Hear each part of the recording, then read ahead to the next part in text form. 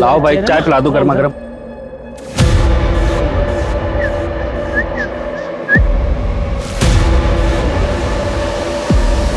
क्या भाई आया कि नहीं मजा? अरे कहाँ मजा आया यार, चल बताता हूँ, चाय पीते हैं। पसंद नहीं आई क्या? अच्छी थी यार, लेकिन उसके जैसी बात नहीं थी। मजा तो सिर्फ उसी के साथ आता है। अच्छा। अरे भाई दो चाय बनाना। और गुरदीप क्या हाल है? सब बढ़िया है, बढ़िया। बैठो बैठो। हाँ बैठ। भाई चाय पिला दो इनको, आ जाओ। भाई आते वक्त एक पटाखा से मुलाकात हो गई थी। अच्छा भाई यकीन नहीं मानेगा, अप्सरा थी अप्सरा। मर्द को छू लेना तो स्वर्ग पहुंचा दे ऐसी थी वो। वैसे तेरी अप्सरा का नाम क्या है? ममता। चंडीगढ़ वाली ममता? उस तेरी, तू कैसे जानता है उसे? अरे वो ममता को तो मैं भी जानता हूँ भाई, अप्सरा नहीं है, जादूगरनी है, जादूगरनी। मैं जब भी चंडीगढ़ जाता हूँ ना, उसी के पास तो जाता हूँ। एक दिन की जगह 2 दिन जन्नत। अब की बार जाऊंगा ना तो पूछूंगा उससे, सबके साथ ऐसा करती है? काम है उसका मनदीप, अक्सर मजबूरी में ना सब कुछ कर लेते हैं लोग, समझा?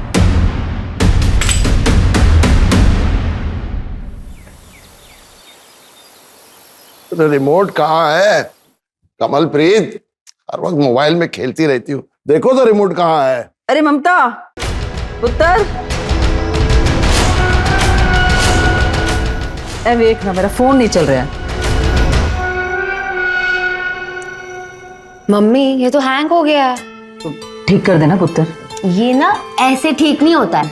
आप जब चार्टर्ड अकाउंटेंट का काम करती थी ना, तब से ये डब्बा फोन आपके पास। कब तक इसको यूज करोगे? रहने दे। परेशान हूँ, रिमोट नहीं मिल रहा है, मेरी कोई सुनता ही नहीं है। अच्छा जी, ऐसा हो सकता है कि मैं अपने पापा की बात का जवाब ना दूं? आपको रिमोट चाहिए ना?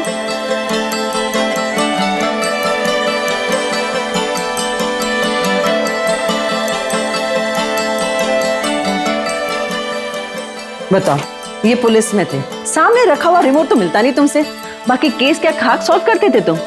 अपने जमाने का डैशिंग ऑफिसर था, तुम्हें क्या पता? अच्छा मेरे डैशिंग पापा, आपके इंसुलिन का टाइम हो गया।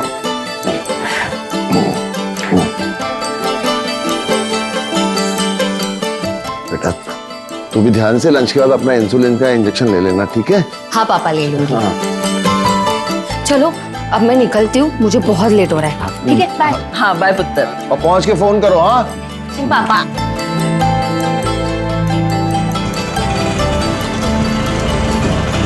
भैया बोरिवली स्टेशन।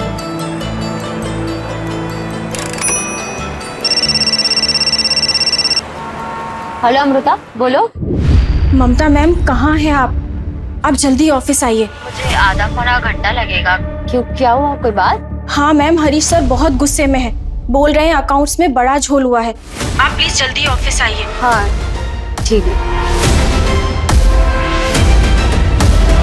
ममता मैं सब कुछ बर्दाश्त कर सकता हूँ, लेकिन कोई मुझे चीट करे ये मैं बिल्कुल भी बर्दाश्त नहीं करूंगा। सर मैंने कुछ नहीं। बिना तुम्हारे इन्वॉल्वमेंट के ये पॉसिबल ही नहीं है। सर मैं सच कह रही हूँ। सैलरी कम थी तुमको? सैलरी कम थी तो कोई और जॉब करती। कहाँ है मेरे पैसे? कहाँ है मेरे पैसे? मुझे इसकी पूरी रिपोर्ट चाहिए, और मुझे जरा से भी शक हुआ ना तुमने मेरे पैसों पे ऐश की है तो माफ नहीं करूंगा तुमको मैं। आओ आओ।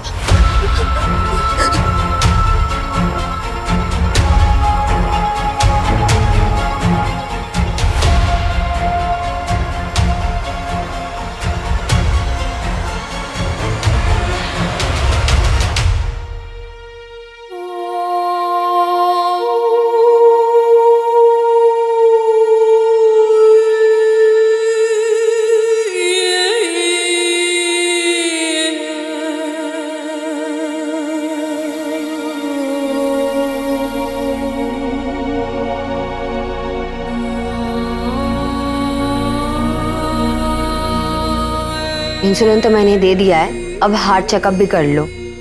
लास्ट कब करवाया था? 1 साल हो गया पुत्र जी, अब तू ही समझा। मैं तो इनको ना समझा समझा कर थक गई हूँ। ठीक है, अगले हफ्ते करवा लूंगा।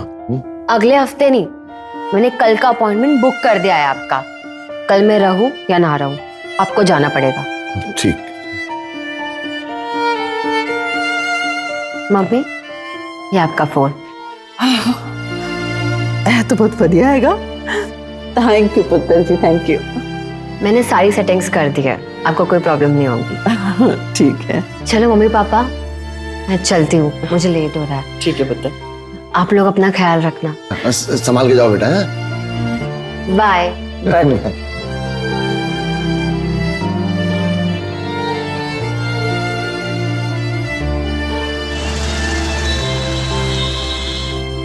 The number you are trying to call is currently switched off. Phone क्यों नहीं लग रहा है? फोन लगा क्या उसका? स्विच ऑफ आ रहा है। कहाँ रह गई होगी वो? रोज तो 8 बजे आ जाती घर पे। अच्छा तुम घबरा मत, वो ऑफिस का लैंडलाइन नंबर है ना, हाँ। वहाँ लगाओ, पता करो। हो सकता है काम ज्यादा ऑफिस में तो रुक गई हो। हेलो, आपके यहाँ जो सी है ना ममता, हाँ उसकी मम्मी बात कर रही हूँ मैं। ममता है ऑफिस में? नहीं मैडम, आज ममता मैडम तो आई नहीं। क्या? क्या हुआ, क्या कह रहे हैं? वो तो कह रहे कि वो आज ऑफिस ही नहीं आई। इंद्रजीत को फोन लगा, उसका जो असिस्टेंट है ना, उससे बात करो। नहीं आंटी, हमें लगा कि ममता मैम घर पर ही होंगी। अंकल के हार्ट का चेकअप था तो इसलिए लगा कि उन्होंने छुट्टी ली होगी। लेकिन बेटा चेकअप तो कल है। ठीक है आंटी, मैं बाकी सबसे बात करके देखता हूँ ऑफिस में, और आप बिल्कुल फिक्र मत कीजिए, मैं अभी आपके पास आ रहा हूँ।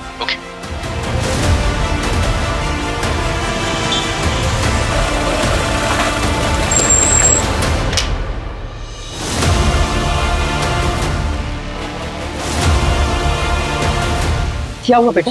कुछ बात हुई इससे? कुछ पता चला? आंटी मैंने ऑफिस के सारे लोगों से पूछ लिया है, किसी को भी नहीं पता कि ममता मैम कहाँ है। अरे अंकल संभालिए। अंकल संभालिए अपने आप अंकल। मैं ठीक हूँ बेटा, ममता को देखो कहाँ चली गई। अंकल मुझे लगता है कि हमें पुलिस के पास जाना चाहिए। पुलिस? पुलिस क्यों? उसे थोड़ी कुछ हुआ है। इंद्रजीत सही कह रहा है, मुझे कुछ ठीक नहीं लगा। उसने इंसुलिन का इंजेक्शन भी नहीं लिया, बॉक्स भी फ्रिज में पड़ा हुआ।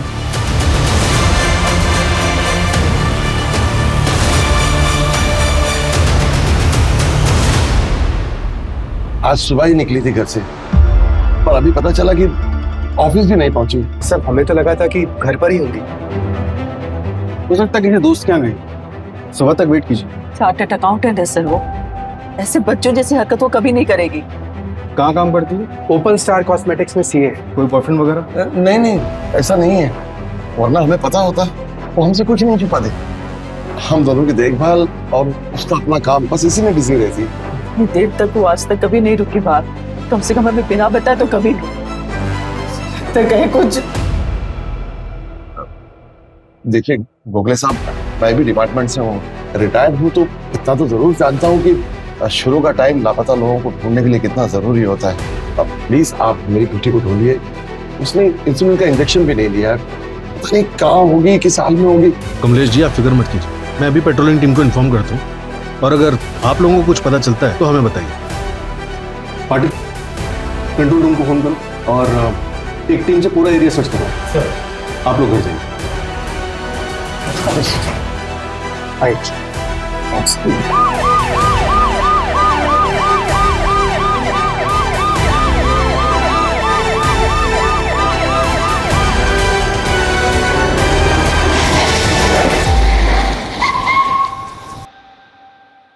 पाटिल वो ममता सुतार मिसिंग केस को हाई प्रायोरिटी पे रखो। कमलेश जी एक्स कॉप है, सीनियर जूनियर मिला के कम से कम 10 कॉल आए होंगे मुझे रात में। सर मैंने ऑलरेडी पता किया, ममता का फोन संतोष नगर के पास ही स्विच ऑफ हो। संतोष नगर वही एरिया जहाँ वो रहती है? जी सर, डिटेल कॉल रिकॉर्ड भी मंगाया है। उसने घर से लेकर ऑफिस तक का रूट चेक करो, रास्ते में कई सीसीटीवी होंगे, सबको खंगालो। मुझे उसकी कल की हर एक मूवमेंट की रिपोर्ट चाहिए। सर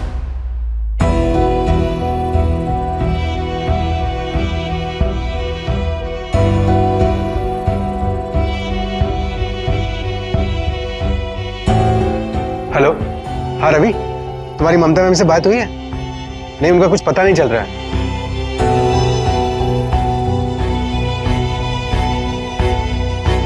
सर ममता के घर से बोरीवली स्टेशन के बीच 3 सीसीटीवी कैमरास के फुटेजेस मिले। ये देखिए, इन तीनों फुटेजेस में वो बोरीवली स्टेशन की तरफ जाते हुए नजर आई, लेकिन सर उसने स्टेशन एंटर नहीं किया। बोरीवली स्टेशन के सभी सीसीटीवी कैमरास के फुटेजेस को खंगाला, कहीं नजर नहीं है, और बैंड्रा में उतरते हुए भी नजर नहीं है। मतलब बीच में कहीं गायब? जी सर।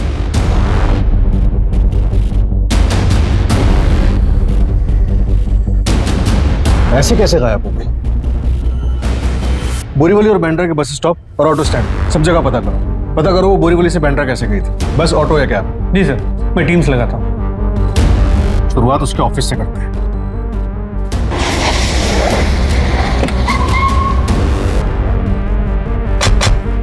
ममता घर से ऑफिस के लिए निकली लेकिन यहाँ नहीं पहुंची, क्यों? कुछ हुआ था क्या यहाँ पे उसके साथ? नहीं सर, ऐसा तो कुछ नहीं हुआ था।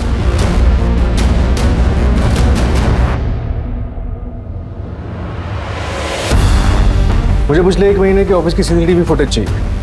जी बिल्कुल। कोई वर्क प्रेशर? थोड़ा बहुत वर्क प्रेशर तो हर ऑफिस में होता है। हम तो बहुत अच्छी लड़की है सर, प्लीज ढूंढिए उसे। मेरे ऑफिस में जितना भी फाइनेंस का काम है सब वही संभालती है। कितने सालों से काम कर रही थी वहाँ? 4 साल। नाम क्या है तुम्हारा? चंदन मात्रे। यहाँ क्या करते हो? ऑफिस बॉय हो सर। अगर कुछ जानते हो ना तो बेझिझक बताओ। तुम डर क्यों रहे हो? क्या हुआ, कुछ जानते हो तुम? कुछ बताना चाहते हो?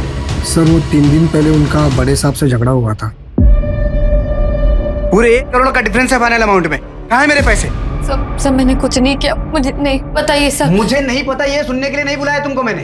तुम्हारा सिग्नेचर है हर एक पेपर पे। कहाँ है मेरे पैसे? सर मैं अकाउंट्स चेक करती हूँ, मुझे 3 दिन का टाइम है तुम्हारे पास। 3 दिन में मुझे मेरा पैसा वापस चाहिए। सर 3 दिन में इतने अकाउंट्स में कैसे देख? मुझे नहीं पता।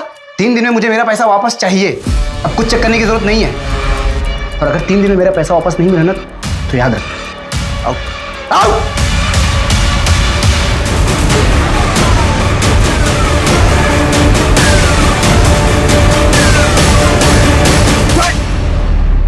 सर मैंने कुछ नहीं किया है, उल्टा ममता मेरा 1 करोड़ लेके भाग गई है। इसीलिए उसको गायब करा दिया। हाँ, कहाँ है वो? सर मुझे नहीं पता कहाँ है वो। कंपनी अकाउंट में फ्रॉड करके 1 करोड़ का भागी है। आपसे ज्यादा मुझे फिक्र है उसकी।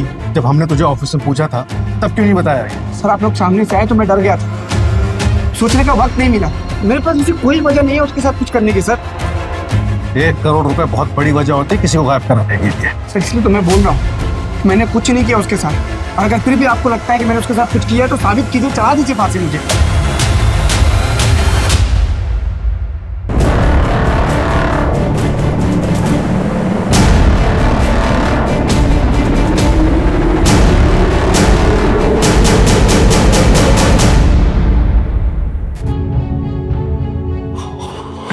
ममता, ममता,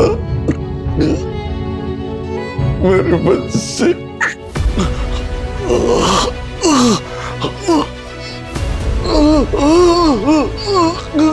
कमलप्रीत, कमलप्रीत। क्या हुआ आपको? आराम से सांस लीजिए।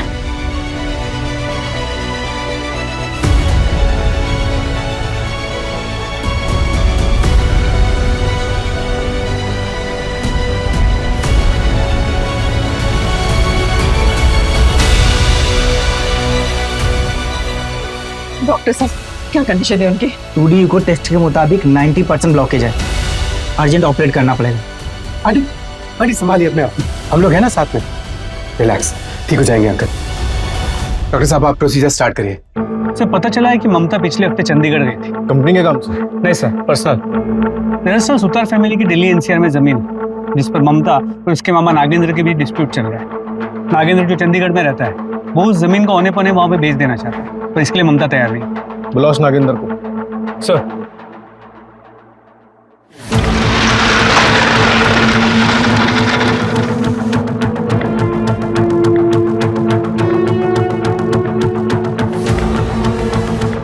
ममता का ये आप मुझसे पूछ रहे हैं? यही जानने के लिए तो मैं आया हूँ यहाँ। प्रॉपर्टी डिस्प्यूट था ना आप लोगों का? हाँ नहीं, अभी भी है। पिछले हफ्ते आई थी वो, समझाया उसे पर मानी नहीं। फिर तो काफी बड़ा झगड़ा हुआ होगा। अब यहाँ के लिए झगड़ा कह सकते हैं, हमारे यहाँ तो बात ही वैसे करते हैं। मैंने भी बस उसे समझाया ही था, पर अभी वो नादान बच्ची है, दुनिया देखी नहीं है उसने। मामा जी ये चिल्लर के भाव तो मैं अपना प्लॉट नहीं बेचूंगी। मार्केट में क्या रेट चल रहा है मुझे अच्छे से पता है। और अगर आपको इतनी जल्दी है तो आप अपना हिस्सा बेच दो। अरे पूरी जमीन के लिए खरीदार मिल रहा है, अद्दे के लिए मिलता तो तेरे से बात करने की नौबत ही नहीं आती। और कमलप्रीत कहाँ है? वो क्यों नहीं आती बात करने? तू बच्ची है अभी, कुछ नहीं समझती। बच्ची नहीं हूँ, सीए हूँ मैं मामा जी।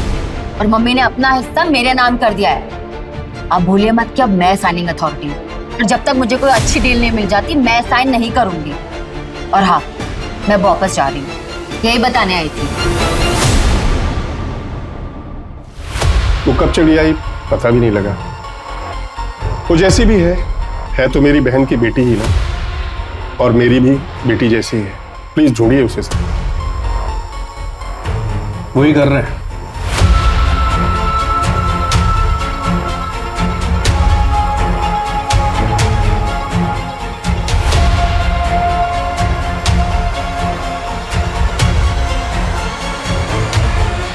सर ममता का फोन स्विच ऑफ होने से पहले उसे 2 नंबर से मिस्ड कॉल आए थे। पहला उसके ऑफिस के लैंडलाइन नंबर से,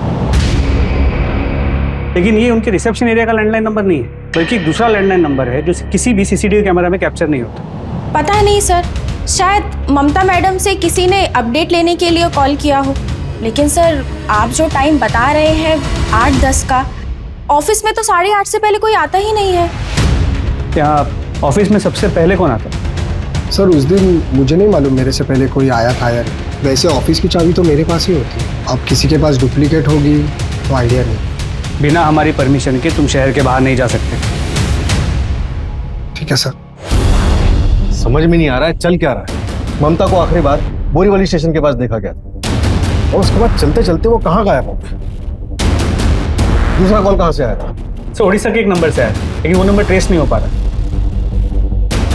ममता के गायब होने से पहले उसे एक अननोन नंबर से कॉल आया, कॉलर ट्रेस नहीं हो पा रहा। कौन हो सकता है?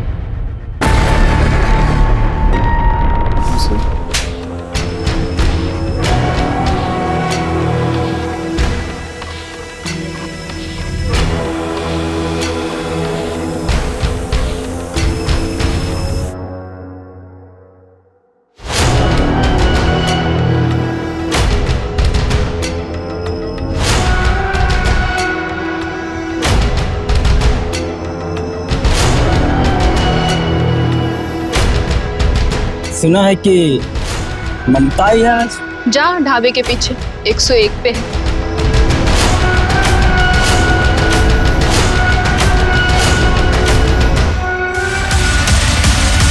आइए आप बैठिए, मैं 10 मिनट में जाके गर्मा गर्म खिचड़ी बना के लाती हूँ, फिर आप खा के अपने कमरे में जाके आराम कर लें।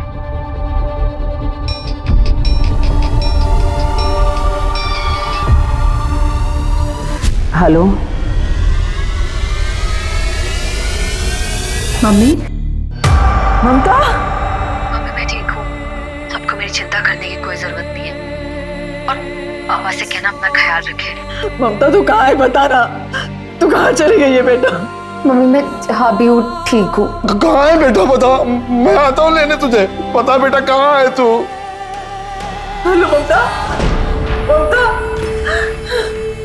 ऐसा हो सकता है कि मैं अपने पापा की बात का जवाब ना दूं? ये सब क्या हो रहा है? कहाँ चली गई मेरी बेटी? कहाँ है ममता? सब आराम से टेंशन मत लीजिए प्लीज। क्या क्या बोला उसने? मैं जहाँ हूँ वहाँ ठीक हूँ? हाँ सर। इसका मतलब वो अपनी मर्जी से गई? फिर तो कोई केस ही नहीं बनता। हमने आपसे पहले ही कहा था कमलेश, इस उम्र में अक्सर ऐसा होता रहता। नहीं, फोन उसने जरूर किया था, लेकिन जो कुछ बोला वो अपनी मर्जी से नहीं बोला। ऐसा क्यों लग रहा है आपको? क्या वो डरी हुई साउंड कर रही थी? नहीं, लेकिन ऐसा हो नहीं सकता कि वो मेरे सवाल का जवाब ना दे। हो सकता है किसी ने उससे जबरदस्ती बुलवाया। मुझे शक है कि वो कहीं फंसी। कमलेश जी, शक के मर्ज की कोई दवा नहीं। सर नंबर ट्रेस हो गया, नया नंबर चंडीगढ़ में एक्टिव है। चंडीगढ़ में एक्टिव है? कमलेश जी, ममता बालिग है, अपनी मर्जी से कहीं गई, और आप तो अच्छे से जानते हैं कि ऐसे में पुलिस भी कुछ नहीं कर सकती। गोखले साहब, मैं जानता हूँ, अपने पुलिस की सर्विस के दौरान मैंने ऐसे कई केसेस देखे हैं जिसमें पुलिस को गुमराह करने के लिए बहुत से फेक कॉल्स किए गए। अब मैं सिर्फ ये जानना चाहता हूँ कि ममता सही सलामत है या नहीं। उसके बाद मैं कभी आपको परेशान नहीं करूंगा। ना एक रिटायर्ड पुलिस ऑफिसर की हैसियत से और ना ही एक मजबूर बाप की हैसियत से।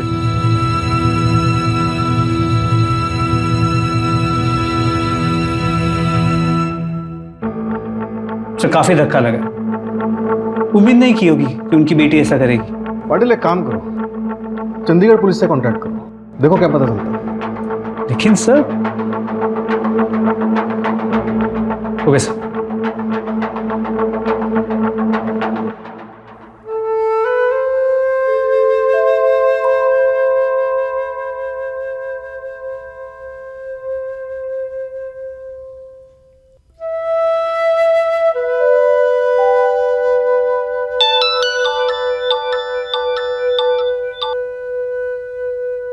हाँ जी, मैं अपने घर आया हूँ। आप बिल्कुल फिक्र मत कीजिए, मैं कल अंकल जी को चेकअप के लिए ले जाऊंगा। ठीक है बेटा। जी।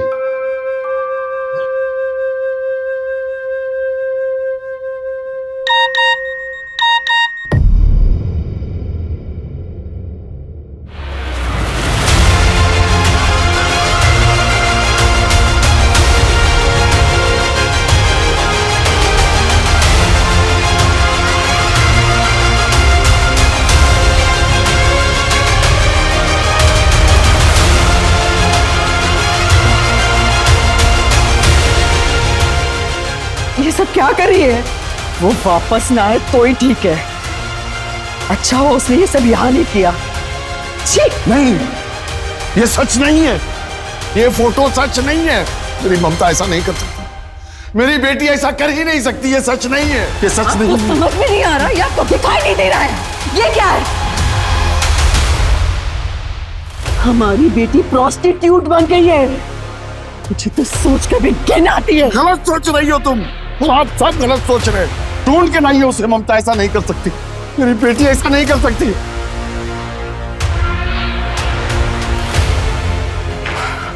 अजीब बात है पाटिल, कोई कम पढ़ी लिखी ना समझ लड़की होती तो मैं समझ भी सकती, लेकिन ये। जी सर, समझ के बाद एक सीए होने के बावजूद ममता ऐसा काम क्यों कर रही है? जैसा दिख रहा है वैसा है नहीं पाटिल। चंडीगढ़ निकलने की तैयारी करो, देखे तो ये जगह आखिर है कहाँ, और ये फोटोग्राफ जिस नंबर से इंद्रजीत को आया था उसे ट्रैक करो। सर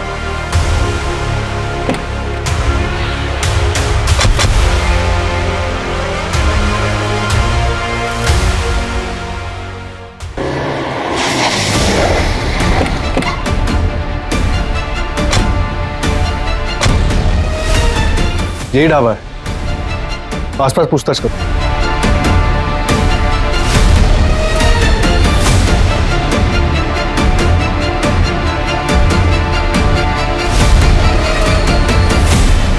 इसे देखा सब उधर जी, उधर पाटिल। अरे साहब, ये तो ममता है, अभी उसे एक ड्राइवर लेके गया, मोटा पैसा दिया था उसने। कौन सा ड्राइवर? ममता कहाँ है बेटा तू? यस माय डैशिंग पापा, आप मुझे बुलाओ और मैं ना आऊं, ऐसा हो सकता है? मैं आपको छोड़कर कभी नहीं जाऊंगी। ये लीजिए पानी पीछे।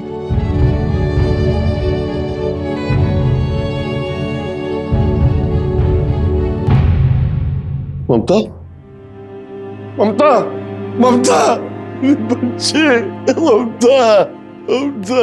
साहब वो ममता तो वेंकट के साथ चली गई। कौन वेंकट? वो आंध्रा का ट्रक ड्राइवर है साहब। ये वेंकट का नंबर एड्रेस सब कुछ चाहिए हमें। नंबर और एड्रेस हम लोग नहीं रखते साहब, क्या है ना, हमारा पूरा धंधा कैश पे चलता है ना, कस्टमर से हम लोग पहले कैश ले लेते ना, इसलिए एड्रेस सब नहीं रखते हम लोग। ममता के बारे में और कुछ बता सकते हो? वो यहाँ पे कब से? कई लड़कियां आती जाती है साहब, लेकिन हाँ, ममता जब यहाँ नई नई आई थी ना, उसने मुझे एक बात बोली थी। उसके माँ बाप उड़ीसा में रहते हैं। मैं उड़ीसा से हूँ, माँ बाबा दोनों उड़ीसा में। यहाँ चंडीगढ़ में ना कोई लफड़ा नहीं होगा, मैं गारंटी लेती हूँ। ठीक है। उड़ीसा? मर गई है वो हमारे लिए। आज के बाद कोई भी उसका नाम नहीं लेगा इस घर में। क्या क्या भैया, कमलप्रीत, अगर यही सब करना था तो नाटक क्यों कर रही थी हमारे साथ? को सब बना बटी इस दुनिया में, कोई किसी का नहीं रहता। आज के बाद कोई इस घर में इसका नाम नहीं लेगा, समझे? तो क्या कर रही है कमलप्रीत? ममता वापस आएगी, हमारी बेटी सही सलामत वापस आएगी। आप चुप करिए और तोड़ दीजिए अपना ये भ्रम। इस घर में और हमारी जिंदगी में रहने के लायक नहीं है वो।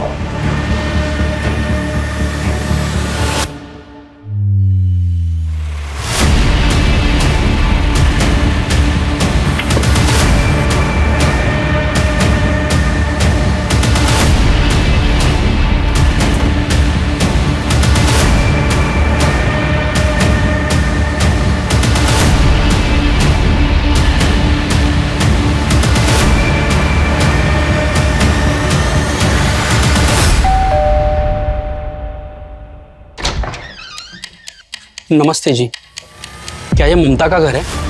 नहीं, मर गई वो हमारे लिए। और निकल जाओ यहाँ से। पाजी पाजी पाजी, आप कौन? जी अंकल जी, मैं गुरदीप, चंडीगढ़ में मिला था ममता से। क्या ममता है घर में? बस अभी ये दिन ही देखना बाकी था। इस लड़की ने ये दिन भी दिखा दिया। इसके कस्टमर्स घर आने लगे, अब आप ही झेलो। अंकल जी आइए, अंदर आइए आप। पाजी पाजी, बताइए ना, कहाँ है मेरी ममता? आप मिले थे ना चंडीगढ़ में उससे, कहाँ है बताइए ना। अंकल जी, मैं भी उसी को ही ढूंढ रहा हूँ। साहब जी मैंने कुछ नहीं किया। साहब जी मैंने कुछ नहीं किया। साहब जी मैंने कुछ नहीं किया। साहब जी बोलता हूँ, साहब जी मैं ममता से प्यार करता हूँ। पता नहीं अचानक से वो कहाँ चली गई साहब। यहाँ कैसे पहुंचा? साहब मैंने चंडीगढ़ में सुना कि मुंबई की पुलिस ममता को ढूंढने आई थी, तो वहां से पता चला कि उसका पूरा नाम ममता सुतार है और वो मुंबई की रहने वाली है। तो मुंबई चला आया साहब। 20 दिन लग गए साहब उसका एड्रेस ढूंढने में। ये देख, 23 नवंबर 2022 से गायब है ममता। आखिरी बार कब मिला था उससे? ये किसकी फोटो है साहब? ये मेरी ममता की तरह साहब। देख, मेरे साथ नाटक किया ना तो सारे कल पुर्जे खोल दूंगा तेरे ट्रक की तरह यहीं पर। ये कौन सा खेल खेल रहे हो साहब आप मेरे साथ? मेरी ममता की तरह साहब, मेरी ममता को ढूंढिए। ये देख ना, ये कौन है? ये मेरी ममता की फोटो नहीं है साहब जी। ये नहीं है मेरी ममता। मेरे पास उसकी फोटो है, वो सबसे अलग है साहब। ये वो नहीं है।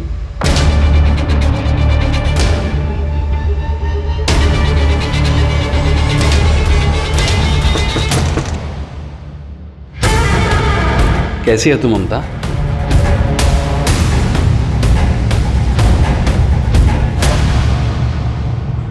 चलिए साहब। नहीं नहीं, रहने दे, बैठ इधर, बैठना।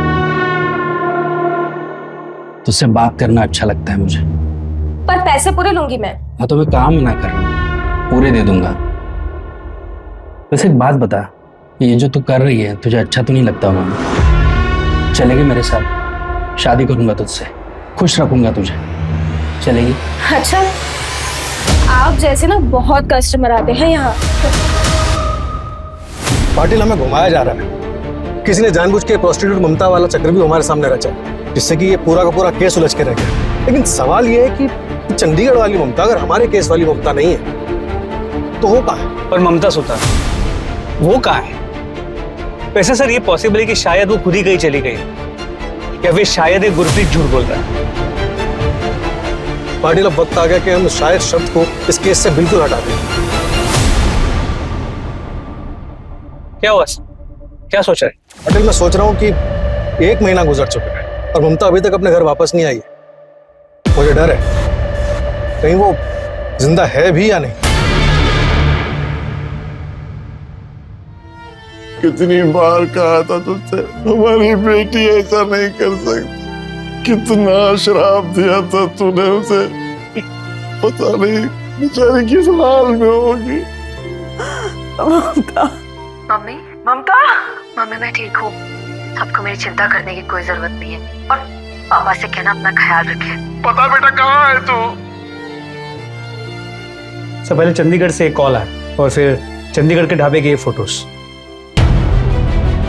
पाटिल, हो सकता है कि ये सब एक फर्जी कहानी हो। ममता गायब होने के बाद शायद चंडीगढ़ गई ना हो। मतलब ये कॉल, ये फोटोज सब फर्जी हो। You mean cyber crime? लेकिन सर हमारी साइबर टीम ने चेक किया है, कोई टेम्परिंग नहीं हुई। IT स्पेशलिस्ट को भी। सर चिराग, एक काम करो, ये पाटिल का एक ऐसा फोटो बनाओ जिसमें वो मॉरिशियस में।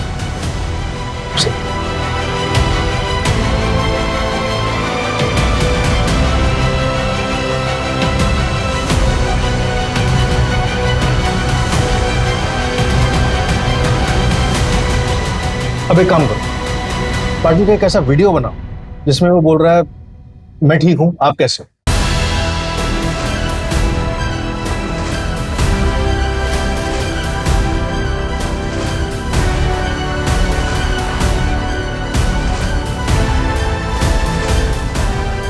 मैं ठीक हूँ, आप कैसे हैं?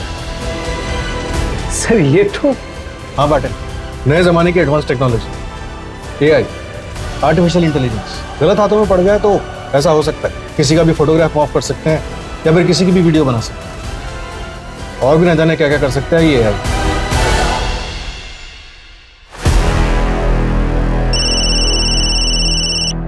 हेलो साहब, यहाँ बीच में कुछ मिला है, जल्दी आइए आप लोग। ठीक है, हम आ रहे। हमले बीच की तरफ लो। अलीबाग पुलिस को एक अनजान महिला की लाश मिली है। बताया जा रहा है कि कातिल ने लाश के 10 से भी ज्यादा टुकड़े करके उन्हें अलग अलग पॉलिथीन बैग में भरकर समुद्र में फेंक दिया। पुलिस को अभी 15 बैग मिल चुके हैं, पर पूरी बॉडी अभी तक नहीं मिली है। अलीबाग पुलिस का अनुमान है कि ये बैग्स मुंबई की तरफ से बहकर आए हैं। पाटिल, पता करो ये माजरा क्या है। सर हेलो, क्या? ओके सर, ममता का बॉस एब्सकॉन्डिंग है। मुंबई की ममता सुतार को लापता हुए आज 35 दिन हो गए। कहा जा रहा है कि अलीबाग में जो डेड बॉडी के टुकड़े मिले हैं वो ममता के हो सकते हैं। मुंबई पुलिस को इस केस के तार चंडीगढ़ और ओडिशा से जुड़े हुए लगते हैं। बता दें कि 23 नवंबर को ममता सुतार अपने घर से ऑफिस के लिए निकली थी और बीच रास्ते में रहस्यमयी ढंग से लापता हो गई। पुलिस अब भी इस पहेली का खुलासा नहीं कर पाई है कि आखिर एक लड़की क्यों अचानक अपने बूढ़े माँ बाप को छोड़कर चली गई। Hi guys, welcome to my channel. So आपको पता है अभी मैं आई हूँ बोरीवली और यहाँ से मैं ऑटो पकड़ के जाऊंगी नेशनल पार्क और वहाँ से जाऊंगी कन्हेरी केव्स। यस, आप लोगों को कन्हेरी केव्स के बारे में पता है? डोंट वरी, मैं आपको बता रही। कन्हेरी केव्स है सी लेवल से 1500 फीट ऊपर। सो मैं आपको ये सब बताने वाली हूँ लाइव अपने चैनल पर। सो स्टे ट्यून्ड, सी या। सर, मैंने वो ऑडियो और ममता के फोटोज भी चेक किए हैं। जिसने भी ये बनाया बहुत टेक्निकली स्ट्रांग है, क्योंकि ये बहुत प्रोफेशनल तरीके से बना है। देखकर बता पाना ये मुश्किल है कि ये एआई जनरेटेड है या असली। पाटिल, अब इस खेल के खिलाड़ी को उसी के मोहरे से मात देने का वक्त आ गया। ये खेल चंडीगढ़ में शुरू हुआ था, जहाँ ममता का मामा भी रहता। सर, ये चिराग जिस तरह उसने फोटोज को मॉर्फ किया है, कितनी आसानी से हम किसी का आइडेंटिटी चुरा सकते हैं। आजकल एआई से कुछ भी पॉसिबल है पाटिल। सर, मुझे आपको कुछ बताना था। मुझे ममता सुतार केस के बारे में पता था। सर, ये वीडियो मैंने 23 नवंबर को शूट किया था और जब मैंने एडिट किया तब मैंने इस लड़की को दिखाई। और यहाँ से मैं ऑटो पकड़ के जाऊंगी नेशनल पार्क और वहाँ से जाऊंगी कन्हेरी केव्स। यस, एक मिनट, थोड़ा पहले। कन्हेरी केव्स है सी लेवल से 1000। सिल्वर एमपीवी, इसके नंबर से इसकी सारी डिटेल्स निकलवाओ जल्दी। और आपको जब इस केस के बारे में पहले से पता था तो आप पहले क्यों नहीं आए हमारे पास? सर, मैं लंदन गई थी, कल ही वापस आई और जब मैंने न्यूज़ में इस लड़की को देखा तब मुझे उसका चेहरा याद आया। सर, वो गाड़ी किसी आसिफ कपड़िया के नाम पे रजिस्टर्ड है। मूव।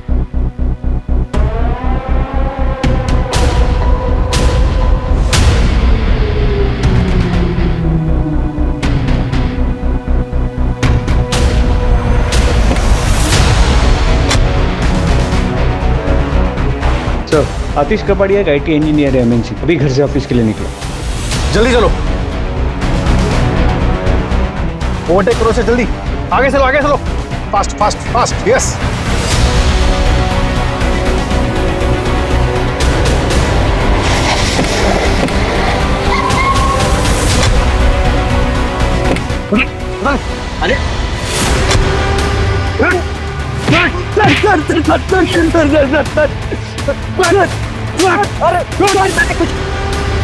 मैंने कुछ नहीं किया सर। हुआ क्या सर? ममता सुतार कहाँ है वो? कौन ममता सर? कौन ममता? ये संतोष नगर का है। आखिरी बार तेरी गाड़ी में देखी थी, बोल कहाँ है वो? सर, ये गाड़ी मेरी है, लेकिन नहीं जानते वहाँ कैसे पहुंचे सर। तलाशी उसी गाड़ी। सर,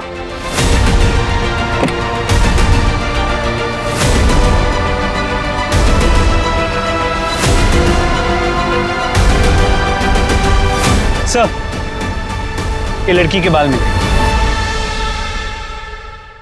फॉरेंसिक के लिए भेजो और ममता के माँ बाप से इसका डीएनए मैच करवाओ। इसी गाड़ी सीज करो और इसको अंदर करो। बेटा आसिफ, तू तो लंबा गया। चल चल।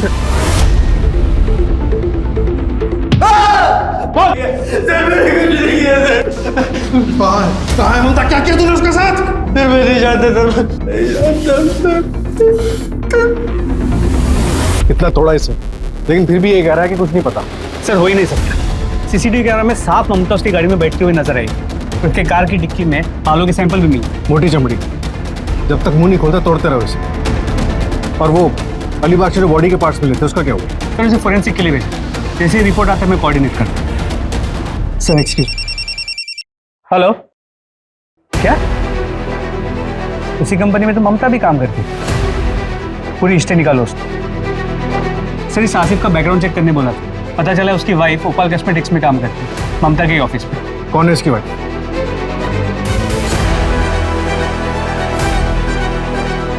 तुम्हें क्या लगा अपने पति की कार यूज करोगी तो पकड़ी नहीं जाओगे?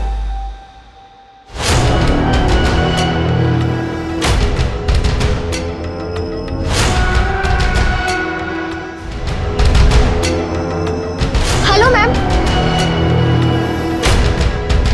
तुम यहाँ? मैम मैं ऑफिस ही जा रही थी, चलिए साथ में चलते।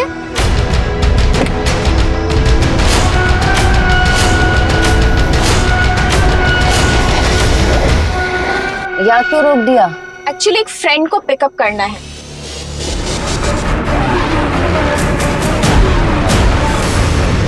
और जाहिर है कि ये सब तुमने अकेले नहीं किया। कोई था तुम्हारे साथ जिसने तुम्हारी मदद की थी। या फिर यूं कहें कि असली मास्टरमाइंड वो था जिसने सारा खेल रचा है। किसके अकाउंट में पैसे ट्रांसफर किए थे तुमने? कौन है वो? इसको आईटी और एआई का अच्छे से यूज करना आता है। बताओ। वी आर सॉरी, आपकी बेटी ममता का मर्डर हो चुका है। अंकल जी संभालिए अपने आप को। ममता के साथ ऐसा नहीं हो सकता। लेकिन सर, ममता मैम का मर्डर किया किसने? नाटक खत्म हो गया, चले? चल। सर, तुमने मारा मेरी बेटी को। तुमने मारा। संभालिए अपने आप को।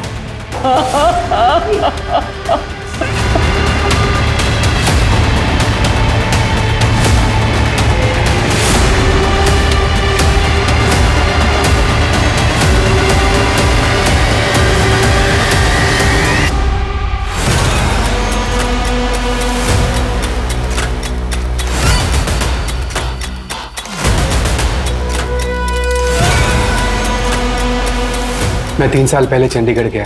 वहाँ मेरी मुलाकात उस धंधे वाली से हुई। जब मैंने ममता को मारने का प्लान किया तो मुझे उसकी याद आई। सेम नेम का फायदा उठाया मैंने। वो ममता कहाँ है? वो मुझे नहीं पता सर, अपने किसी कस्टमर के साथ गई होगी। ममता सुतार का मर्डर कैसे किया? मैंने पहले ही पता लगा लिया था कि ममता किस रास्ते से आती और जाती है, और ये भी देख लिया था कि उस रास्ते पे कहाँ सीसीटीवी नहीं है। अमृता उसी जगह अपने पति की गाड़ी में ममता का वेट कर रही थी। Hello ma'am. अमृता, तुम यहाँ क्यों रोका? फिर हम ऑफिस चले गए और रात को हमने बॉडी पार्ट्स को समुंदर में फेंक दिया। मारा क्यों उसे? नहीं मारता तो वो 3 दिन बाद मुझे जॉब से निकाल दी थी। क्यों? क्योंकि मैंने अकाउंट में घपला किया था और ममता को इस बात का पता चल गया था। वो मुझे नौकरी से निकालने वाली थी। मैं क्या करता? ऑफिस छूट जाता, अमृता छूट जाती। हम किसी भी कीमत पर एक दूसरे से अलग नहीं होना चाहते थे। मैम प्लीज, आप सर से कुछ मत कहना। मुझे उन पैसों की सख्त जरूरत है मैम। आप प्लीज कुछ बहाना मार देना ना। तुम्हारा दिमाग खराब हो गया इंद्रजीत। तुम्हारी वजह से सर मुझ पर इल्जाम लगा रहा है। मैं इतना बड़ा रिस्क नहीं ले सकती। मैं डॉक्यूमेंट्स निकाल रही हूँ और 2 दिन में सर को बता दूंगी। तुम्हारे पास 2 दिन का टाइम है, या तो पैसे रिटर्न कर दो वरना अपना सामान पैक कर लेना। Ma'am ma'am ma'am please.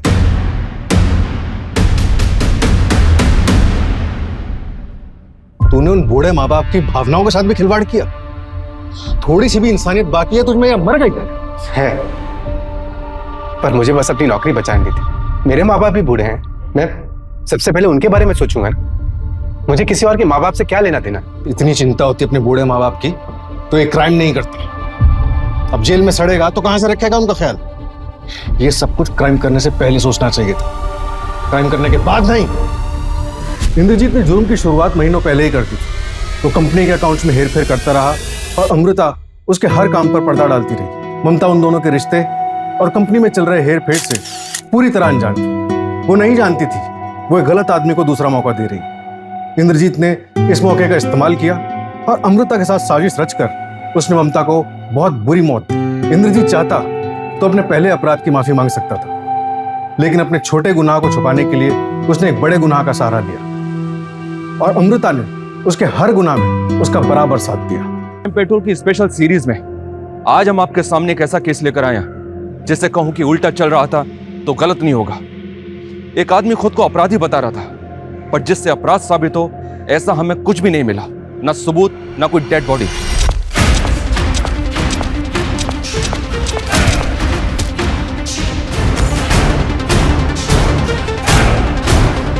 इस केस में हमारे सामने जुर्म से पहले यह पता लगाने की चुनौती थी कि यह केवल अवधारणा है या सच, जुर्म हुआ भी है या सिर्फ भ्रम है।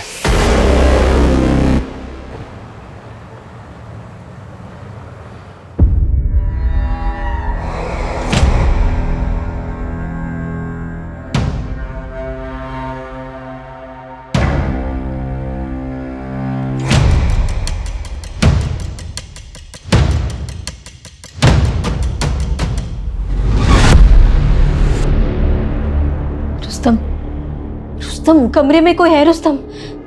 अरे क्या? मुझे आवाज आई है किसी की, मैंने महसूस किया है। नादिया कौन है यहाँ? कोई भी तो नहीं है। ठीक मैं बोल रही हूँ ना, मुझे महसूस हुआ है, तुम उठ के देखो ना। देखता हूँ।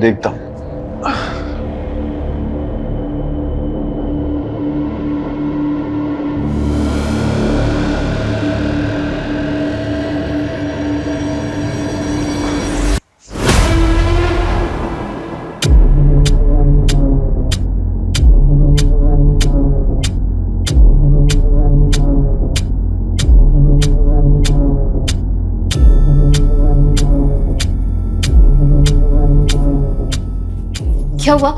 कोई था क्या? अरे है तो कोई नहीं, लेकिन मेन डोर खुला हुआ है और करीम भी अपने रूम में नहीं है। पता नहीं कहाँ चला गया। नादिया मैं उसे ढूंढ के लाता हूँ। अरे सुनो,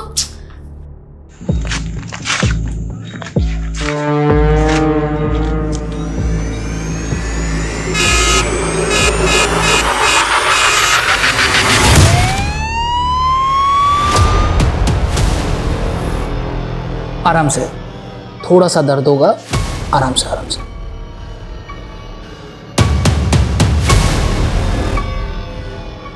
डॉक्टर साहब ये मेरा भाई नहीं है, मेरे बेटे की तरह है। समझ में नहीं आ रहा इसको कैसे संभालूं। रात बिरात कहीं भी कभी भी उठकर बाहर चला जाता है और भटकता फिरता है। रुस्तम, करीम को फिजिकल ट्रीटमेंट के साथ साथ मेंटल ट्रीटमेंट की भी जरूरत है, क्योंकि अब नींद की गोलियां भी इसे सुला नहीं पा रही। आई थिंक कोई बात है जो इसे डिस्टर्ब कर रही है। जीना हराम हो गया उस करीम के चलते, और ये रुस्तम है कि उसकी फिक्र में घुले ही जा रहे।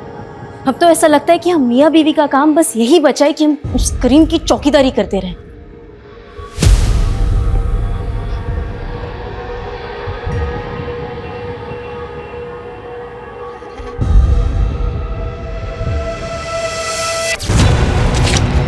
आदिल!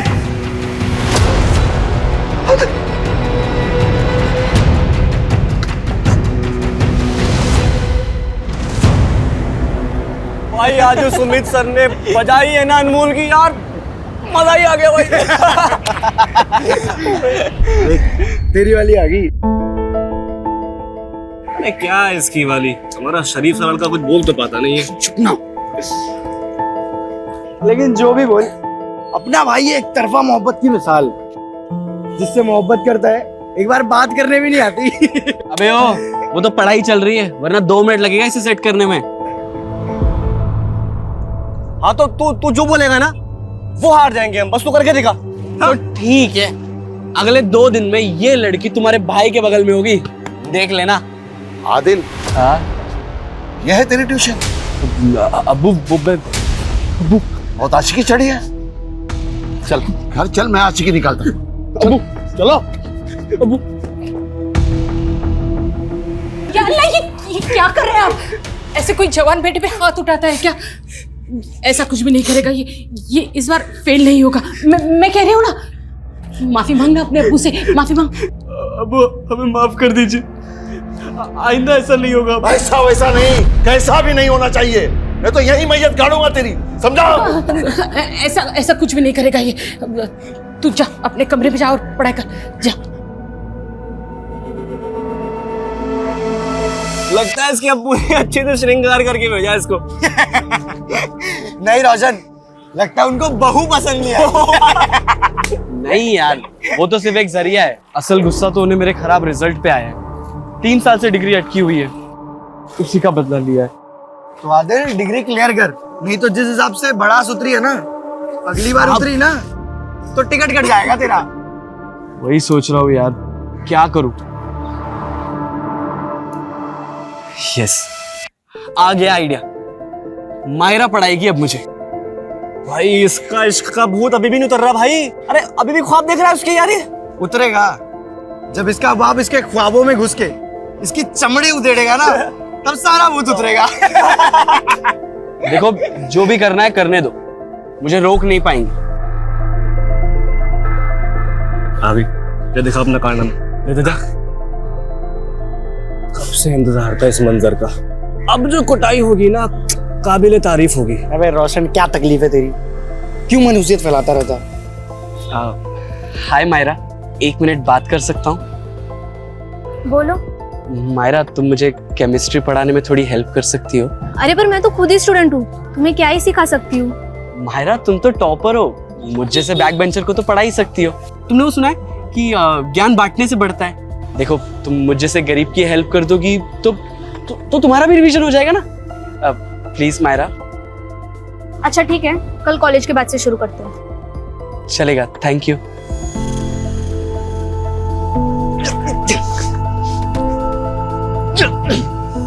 भाई तेरी ब्लैक वाली जैकेट तैयार रखना। क्यों? अबे तूने कहा था ना, अगर मैंने इसे सेट कर लिया ना तो तू मुझे तेरी ब्लैक वाली जैकेट दे, तो तैयार रखना। क्या बोलता है?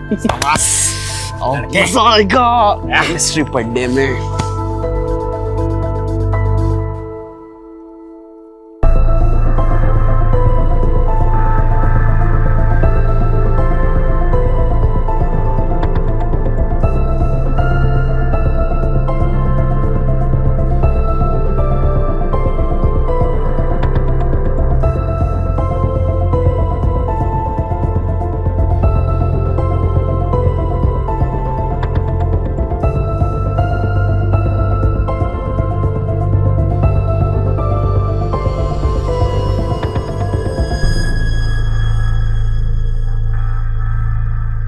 देखिए आदिल अब बच्चा नहीं रहा, अब उसके साथ इतनी सख्ती से क्यों पेश आते हैं? उसके अच्छे के लिए, ताकि वो सही रास्ते पे रहे। लगाम ढीली छोड़ी तो आवारा फिरने लगेगा, और मैं कभी ये बर्दाश्त नहीं कर सकता कि उसकी वजह से मेरे नाम या मेरी इज्जत पे कोई आंच आए। अम्मी अब्बू, क्या बात है? किस बात की खुशी है?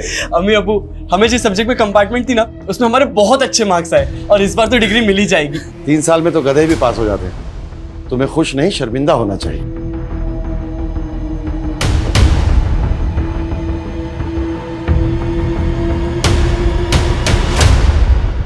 दिन भर अब्बू के ताने सुन सुन के हमें खुद से नफरत होने लगी है। लेकिन आज दुख का नहीं, खुश होने का दिन है। लकी डे है मेरा।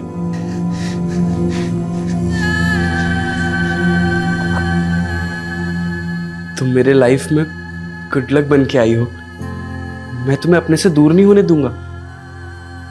बहुत जल्दी ही मैं तुम्हें अपने दिल की बात बताऊंगा, प्रपोज करूंगा।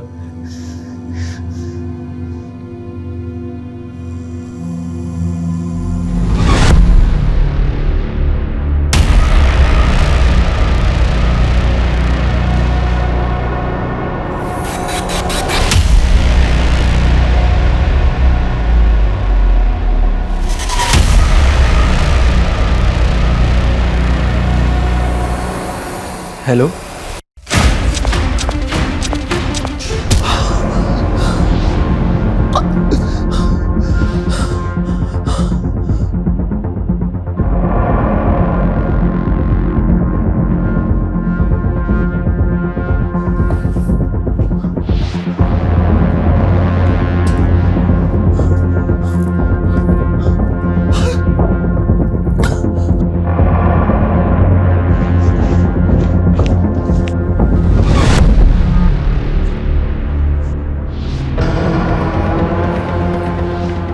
अरे सुनो सुनो सुनो, अरे ये ग्लूकोज की बोतल, ये हॉस्पिटल के कपड़े, यहाँ कहाँ जा रहे हो? इंस्पेक्टर साहब से मिलना है मुझे। अरे नहीं नहीं सुनो, बात करनी है। नहीं नहीं सुनो सुनो, इंस्पेक्टर साहब से मिलना है मुझे। अरे छोड़िए, अरे बात करनी है मुझे। अरे आप समझ क्यों नहीं रहे हैं? मुझे सीनियर इंस्पेक्टर से बात करनी है। अगर आप नहीं करवाएंगे तो मैं खुद उनसे बात कर लूंगा। कहाँ है उनका कैबिन? करीब कहाँ है उनका? हाँ? अरे क्या बदतमीजी है ये, हैं? इंस्पेक्टर साहब, ये हमारा छोटा भाई है, इसकी तरफ से हम माफी मांगते हैं। इसकी तबीयत बिल्कुल ठीक नहीं है। इसकी तबीयत नहीं, इसका दिमाग खराब है। अब देखो ना, ये कौन ऐसे सीधे हॉस्पिटल से ये सलाइन ड्रिप हाथों में लिए पुलिस स्टेशन आता है? अरे आप समझ क्यों नहीं रहे? मुझे उनसे कुछ बताना है उनको। क्योंकि जल्दी बात करनी है। चुप रहिए, मुझे बताना है उनको, मुझे सीनियर इंस्पेक्टर से बात करनी है।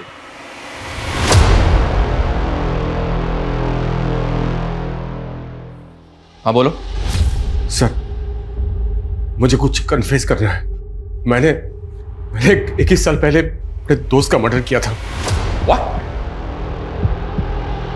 तुमने 21 साल पहले अपने दोस्त का मर्डर किया था? तुम ये बताने के लिए आए हो? हाँ, यही बोला मैंने। आप मेरी बात को रिपीट क्यों कर रहे हैं सर? आप मेरी बात समझ नहीं रहे। शांत हो जाओ, शांत हो जाओ।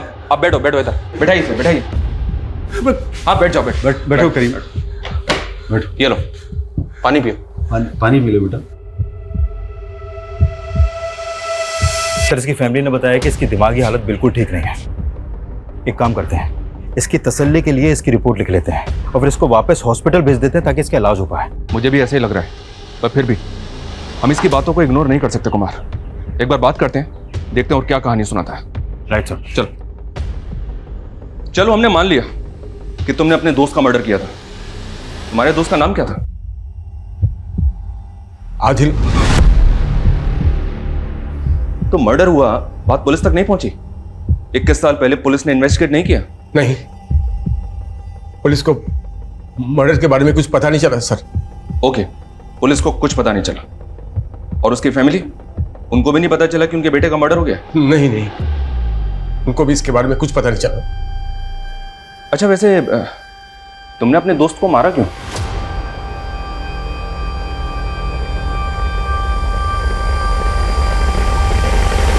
सर, ये कुछ भी बोल रहा है। 21 साल पहले एक आदमी गायब हो गया, उसका मर्डर हो गया, इसके बारे में ना तो पुलिस वालों को पता चला और ना ही उसकी फैमिली को। और जब इससे पूछा जा रहा है कि इसने क्यों मारा तो उसके पास कोई जवाब ही नहीं है। सर, ये हमारा समय बर्बाद कर रहा है और कुछ नहीं है। नहीं नहीं सर, मैं सच बोल रहा हूँ सर। मैं नहीं मारा। मैं बोल रहा हूँ। चुप, बिल्कुल चुप, बिल्कुल चुप। सर, ये अपने होशो आवाज खो चुका है सर। इसको तो ये भी नहीं पता है कि ये कह क्या रहा है। आप तो इसके बड़े भाई हैं ना? जी। आप जानते किसी आदिल को जो इसका दोस्त था?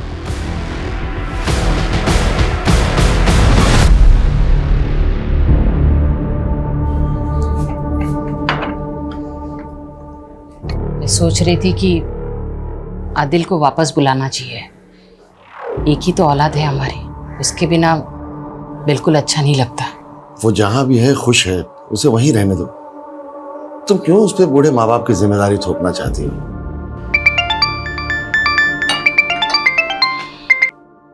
हेलो, कौन? क्या? जी जी जी, मैं आ रहा हूँ, मैं आ रहा हूँ। किसका फोन था? वो पुलिस स्टेशन से फोन आया था, उन्होंने मुझे वहां बुलाया। पर क्यों? पता नहीं, ये तो वहां जाकर ही मालूम होगा। मैं कुर्ता पहन के।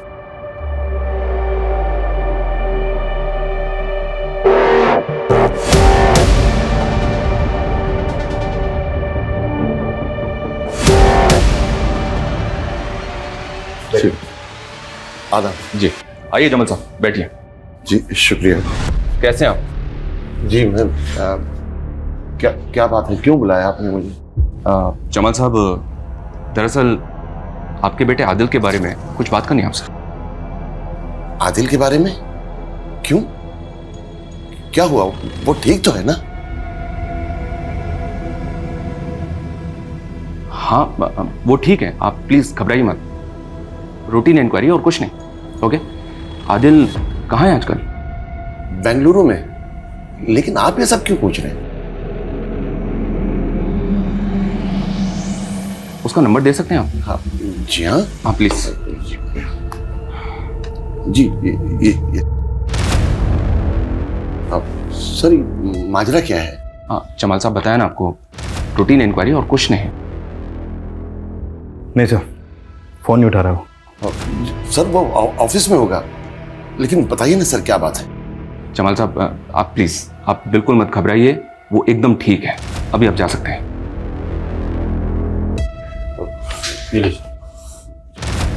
खुदा हाफिज। हाँ, खुदा हाफिज।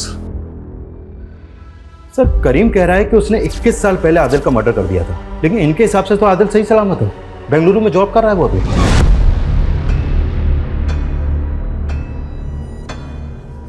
ये तो समझ नहीं आ रहा कुमार कि ये करीम एक ऐसे आदमी का मर्डर जबरदस्ती कबूल रहा है जो शायद कभी हुआ ही नहीं है।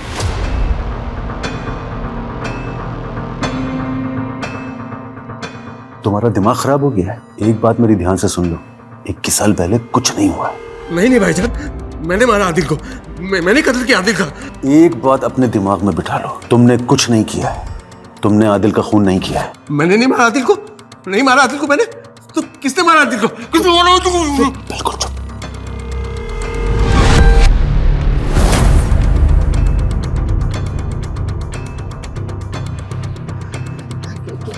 क्या हुआ? क्यों बुलाया था पुलिस वाले ने? कुछ नहीं, ऐसे ही रूटीन पूछताछ के लिए बुलाया था। आदिल के बारे में पूछ रहे थे। आदिल के बारे में? क्या हुआ? वो ठीक है ना? मैं एक काम करती हूँ, उसे फोन करके पूछती हूँ वो ठीक है कि नहीं। कोई जरूरत नहीं है, बहाना रूटीन पूछताछ के लिए बुलाया था। अब पुलिस उसे फोन करके परेशान कर रही होगी, अब तुम परेशान करोगी। कोई जरूरत नहीं है उसे तंग करने की। माँ के दिल को तसल्ली मिल जाती है अगर उसका बेटा ठीक हो तो। सबसे पता चला है इस्माइल बेंगलुरु गया है, मेरा दिल ही घबरा रहा है। अब तो जानते हैं ना उसकी नीयत कैसी है।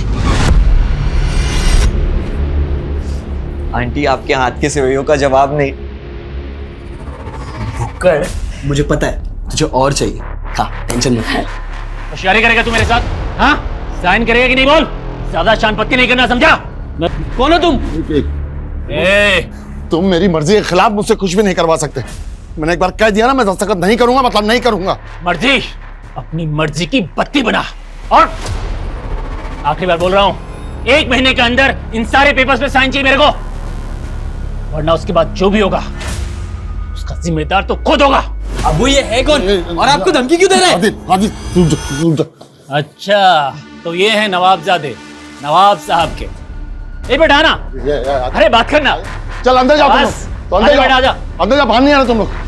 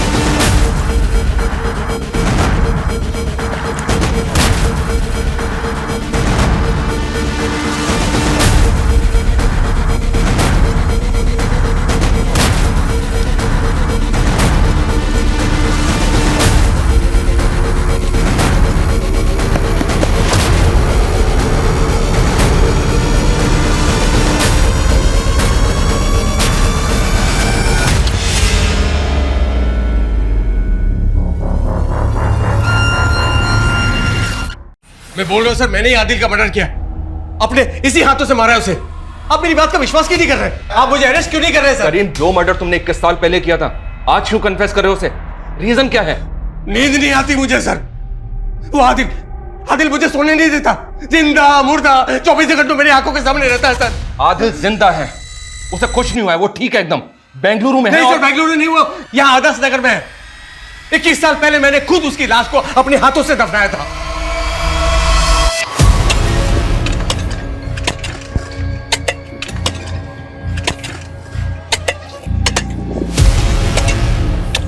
सर ये सब आपको अजीब नहीं लग रहा है? जिसने 21 साल पहले मर्डर करके उसको इतनी सफाई से छुपाया, फिर वही 21 साल बाद आकर खुद को मर्डर साबित करने के लिए इतना कुछ कर रहा है।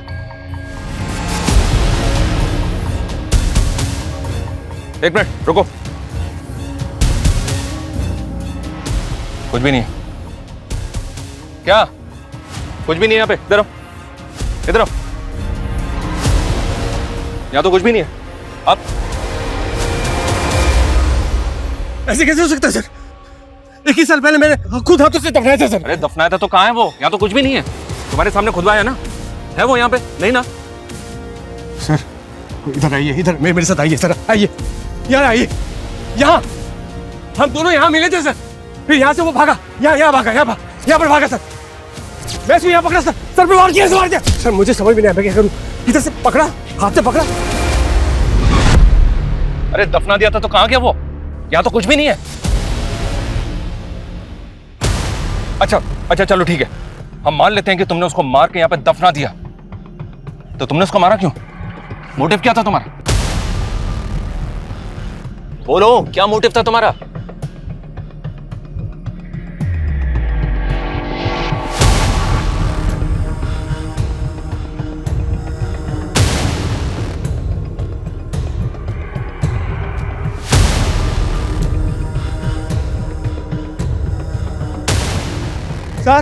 सर इधर आओ, नहीं सर उधर नहीं, लाश को मैं खींच के यहाँ दफनाया था सर। क्या ये सब? कभी बोलते हो इधर दफनाया था, कभी बोलते हो उधर दफनाया था। नहीं सर, मैं गलती हो गई सर, वो उधर नहीं सर, इधर दफनाया था। लाश को खींच के मैं इधर लाया था। भाई साहब, हाँ इधर आओ, इधर खोदो, मिल जाएगा। नादिया मेरी बात सुनो, नादिया प्लीज रुक जाओ। रुस्तम, तुम्हें जेल जाने का शौक होगा, मुझे नहीं है। और तुम्हारे भाई का ये जुनून ना अब मुझसे बर्दाश्त नहीं होता। नादिया वो बीमार है। वो बीमार नहीं, उसका दिमाग खराब है। तुम्हें समझ नहीं आता क्या? मैं अपने घर जा रही हूँ अब्बा के यहाँ पर, और तुम्हारे सर से जब ये तलवार हट जाएगी ना, तुम मुझे बुला लेना, मैं आ जाऊंगी। नादिया सर मैं बता रहा हूँ, जवाब देना भारी पड़ जाएगा। मजाक बन के रह जाएंगे कि सर फिरे की बातों में आकर पुलिस वालों ने अपना समय और रिसोर्सेज दोनों बर्बाद कर दिया। पता नहीं क्यों पर मुझे उसकी बातों में कुछ तो सच्चाई नजर आ रही है। वो इतने यकीन से जो बोल रहा है। कुछ तो क्या, अगर तबीयत से तोड़ेंगे ना तो पूरी सच्चाई उगल देगा वो, सही बता रहा हूँ मैं। लेकिन ये आंदोलन वाले, इतनी सारी संस्थाएं, फिर वो बखेड़ा खड़ा कर देंगे। मुझे समझ में नहीं आ रहा सर कि आदिल फोन क्यों नहीं उठा रहा। मैं एक काम करता हूँ, दोबारा मिला के देखता हूँ अभी सर। मिलाओ। The number you are trying to call is currently busy. Please try again later. नहीं उठा रहा सर। एक काम करो, उसको मैसेज छोड़ो, कभी तो देखेगा। ठीक है सर। लेकिन सर मुझे लगता है कि हमें आदिल के परिवार वालों से फिर से मिलना चाहिए, फिर से खुल के बात करनी चाहिए। कहीं से कुछ तो मिलेगा। मैं बात तो करनी चाहिए, पर बोलेंगे क्या उन्हें? एक आदमी क्लेम कर रहा है कि 21 साल पहले उसने उनके बेटे को मार के कहीं गाड़ दिया, जबकि वो बेंगलुरु में सही सलामत है। मजाक उड़ाएंगे हमारा। ऊपर से अमृतराज लोग हैं, कहीं कुछ उल्टा ही ना पड़ जाए। पर बात तो करनी पड़ेगी, थोड़ा संभल के और सेंसिटिव तरीके से। करीम, नाम तो सुना हुआ सा लग रहा है, पर याद नहीं आ रहा है कौन है। मुझे भी सुना सुना लग रहा है, पर बात क्या है? हाँ क्या हुआ? बोलिए ना, मुझे बहुत घबराहट हो रही है। देखिए प्लीज, आप घबराइए मत। वैसे आदिल बेंगलुरु में कब से है? जब से उसकी नौकरी लगी है, 20 से 21 साल। 20 से 21 साल? तो आप लोग आदिल से मिले बेंगलुरु जाते होंगे ना? जी नहीं, दरअसल वो जब से वो नौकरी मिली, वो मसरूफ हुआ है, तो वो कभी यहाँ आ नहीं पाया, और हम लोग भी कभी उससे बेंगलुरु मिलने जा नहीं पाए। संभल कर जाना है। जी अम्मी। अब्बू। हाँ आदिल, देखो बेटा, इंटरव्यू के हर सवाल का जवाब सोच समझ कर देना, हड़बड़ी मत करना। तुम्हें नौकरी हर हाल में मिलनी चाहिए। जी अब्बू। ये तुम्हारे हाथ में क्या है? अब्बू वो कुछ नहीं है, डॉक्यूमेंट्स है, वो लोगों ने मंगाए। खुदा हाफिज अब्बू। खुदा हाफिज। संभल कर जाना। जी अम्मी। उसके बाद मिले तो होंगे ना आप अपने बेटे से? नहीं, कहाँ मिले। वो बेंगलुरु गया, उसे नौकरी मिल गई, उसके काम में इतना मशरूफ हो गया कि यहाँ आ ही नहीं पाया। बहुत बड़ी जगह नौकरी कर रहा है ना वो, फोन करने के लिए भी टाइम नहीं मिलता उसे। आदिल कैसा है तू? बड़े दिनों बाद फोन किया तूने। मैं कब से तेरे फोन का इंतजार कर रही थी। तू ठीक है ना? जी अम्मी, काम ही इतना है कि वक्त ही नहीं मिलता। 12-12 घंटे काम करो, फिर घर जाकर सफाई, खाना, कपड़े सब खुद ही को करना पड़ता है। फिर वो बेंगलुरु का ही होके रह गया। तो मतलब आपने अपने बेटे को 20 साल पहले देखा था और उसके बाद से आप अपने बेटे से मिले ही नहीं? नहीं, कभी कभार फोन पे बात होती है, उसका निगाह भी हो गया, अब उसे एक बच्चा भी है। पर आप लोग ये सब क्यों पूछ रहे हैं? वो ठीक तो है ना? हाँ हाँ ठीक है, खुश है, क्या होगा उसे? आप लोग क्यों खामखा उल्टे से सवाल जवाब करके हमें परेशान कर रहे हैं? प्लीज जाइए आप। अरे लेकिन बात, प्लीज जाइए, प्लीज प्लीज जाइए यहाँ से।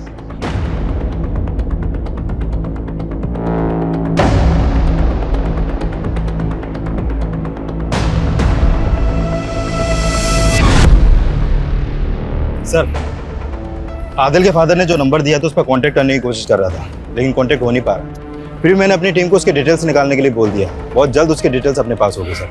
लेकिन सर, मुझे आदिल के माँ बाप की ऐसी हालत देखकर बड़ा बुरा लगा। मतलब एक बच्चे का अपने माँ बाप को 21 साल पहले ऐसे किनारा कर देना, इतना अजीब केस मैंने अपने करियर में कभी नहीं देखा सर। अच्छा, हेलो, क्या? ठीक है सर, आदिल के फादर ने आदिल का जो बेंगलुरु वाला नंबर दिया था वो आदिल के नाम पे नहीं, बल्कि किसी रूपक चौधरी के नाम पे रजिस्टर्ड है। मतलब वो किसी और का नंबर है? तो फिर उनकी आदिल से इस नंबर पे कैसे बात होती है? और सर, ये नंबर पिछले 5 सालों से रूपक चौधरी के नाम पे रजिस्टर्ड है, आदिल के नाम पे कुछ था ही नहीं सर। और उनका तो कहना है कि उनकी हर दूसरे दिन आदिल से फोन पे बात होती है। आखिर कौन है जो हमें गुमराह कर रहा है, जमाल या करीम, या फिर दोनों? पर क्यों? और ये आदिल है कहाँ? तो हो सकता है आदिल जिस तरह से 21 साल पहले अपने माँ बाप को छोड़ के गया, एक बार भी मिलने नहीं आया उनसे, तो शायद फोन पे भी बात नहीं होती होगी। लेकिन उसके माँ बाप बेचारे ये सदमा सह नहीं पाए और ये भ्रम पाल के बैठे हैं कि उनके बेटे से हर दूसरे दिन बात होती है। जो भी है पता तो करना होगा। और 21 साल पहले ही सही, आदिल का कोई तो बेस्ट फ्रेंड होगा जो शायद आज भी उसके साथ टच में हो, और वो जानता हो कि आदिल कहाँ है। और ये भी पता करो कि आदिल के अपने माँ बाप के साथ रिलेशन कैसे थे। अगर ऐसा क्या हुआ था कि जो नौकरी लगने के 21 साल बाद भी एक बेटे ने अपने माँ बाप की खबर तक नहीं ली।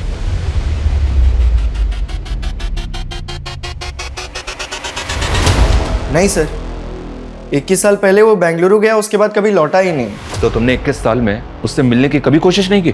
अंकल आंटी ने उसका नया बेंगलुरु का नंबर दिया था, पर वो रॉन्ग निकला। मैंने कई सोशल मीडिया पे भी उसे ढूंढने की कोशिश की, पर वो कहीं मिला नहीं। तुम आदिल के दोस्त करीम को जानते हो? नहीं। अच्छा, बेंगलुरु जाने से पहले आदिल के साथ क्या कुछ ऐसा हुआ था जिसकी वजह से वो सबके साथ कांटेक्ट तोड़ सकता है? हाँ। Myra, I love you. क्या है आदिल? मायरा, ये क्या कर रही हो? तुम्हें पता है तुम मेरे लिए बहुत लकी हो। तुम मिली, मुझे डिग्री मिल गई। आदिल क्या बकवास कर रहे हो तुम? बकवास? मायरा, मायरा मैं तुम्हें अपनी फीलिंग बता रहा हूँ, तुम मेरे दिल को। दूर रहो मुझसे, और खबरदार अगर मुझसे कांटेक्ट करने की भी कोशिश की तो।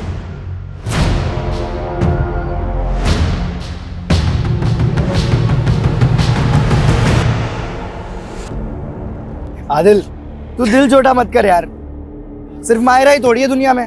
चल दूसरी लड़की पटाएंगे, चल आजा चल। क्या धोया यार लड़की ने यार। बे मनोज, ये सब तेरी इस मनोज जैकेट की वजह से हुआ है। लड़की के चक्कर में दोस्ती को मत लेकर, बीच में बता रहा हूँ तुझे मैं। दोस्त है तू? अबे सांप है तू, सांप, आस्तीन का सांप। तू निकाले सांप का सारा उधार। साले फकीर, पैसे वैसे है नहीं, लड़की पटाएगा।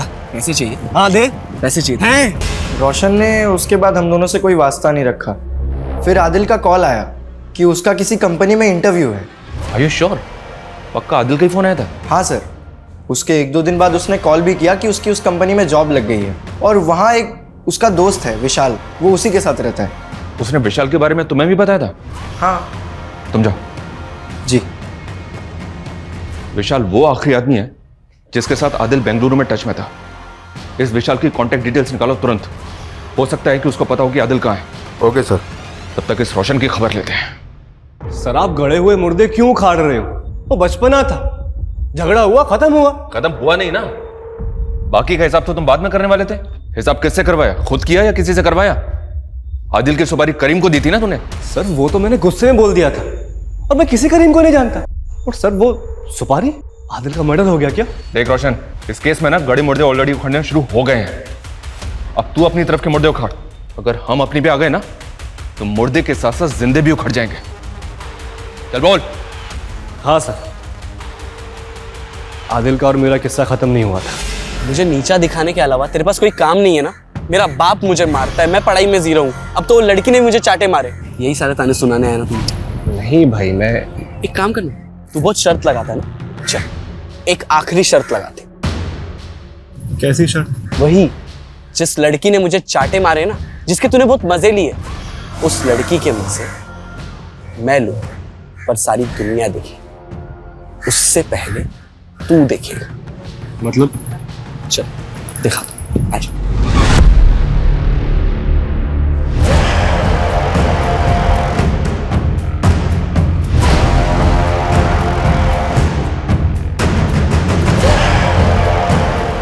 ओए, कौन है बे तू? यहाँ क्या कर रहा है? मैं तुझे जिंदा नहीं छोड़ा। मेरी बेटी के उसमें क्या कर रहा था तू? सर मैं बहुत डर गया था। मुझे लगा आदिल खुद तो मरेगा, मुझे भी मरवाएगा। उसके बाद मैं उससे कभी नहीं मिला। फिर मुझे पता चला कि वो बेंगलुरु शिफ्ट हो गया और मैं भी अपनी लाइफ में बिजी हो गया। सर मैं सब कुछ भूल गया था। मुझे आज आपसे पता चल रहा है कि आदिल का मर्डर हो गया।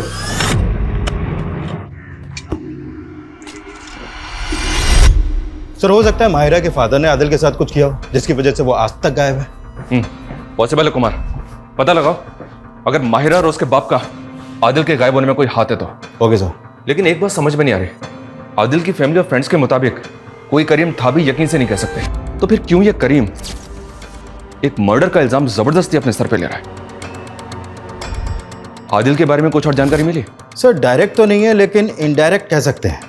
एक्चुअली आदिल के फादर के पास काफ़ी ज़मीन थी जो उन्होंने अपने छोटे भाई के नाम ट्रांसफ़र कर दी। अब उनके पास सिर्फ वो एक घर ही बचा है जहाँ पर वो अभी रहते हैं। क्यों?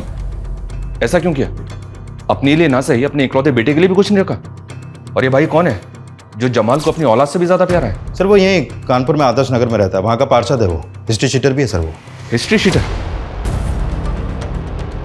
इस एंगल से हमें कोई लीड मिल सकती है कुमार?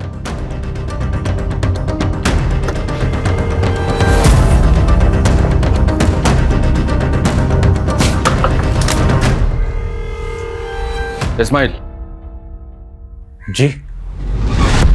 कमाल का इत्तेफाक है ना, इधर आदिल बेंगलुरु गया और उधर जमाल ने अपनी सारी प्रॉपर्टी आपके नाम लिख दी। वही प्रॉपर्टी जिसके लिए कई बार झगड़ा भी हो चुका था। झगड़ा नहीं हुआ था, हाँ बहस जरूर हुई थी। और फिर जो चीज मेरी थी वो तो उसे वापस करनी थी। आप लोग समझे नहीं, दरअसल वो बुढ़ा मेरे बाप की नाजायज औलाद है और नाजायज तरीके से उसने सब कुछ हासिल किया था और फिर मैंने अपने जायज तरीके अपनाए हैं और जो चीज मेरी थी उसे वापस हासिल कर लिया। इसमें गलत क्या है? अभी तक आदिल के बारे में जितनी भी जानकारी मिली है उससे तो यही लगता है कि अगर सचमुच उसका मर्डर हुआ है तो मर्डर का मोटिव बहुत लोगों के पास है। माहिरा का बाप रोशन, आदिल का खुद का बाप, जबकि मर्डर करीम कबूल कर रहा है। पर वो ऐसा क्यों कर रहा है? उसका तो कुछ मोटिव भी नजर नहीं आ रहा है। पर जो भी हो, अब इन सब लोगों से साफ साफ बात करने का वक्त आ गया है।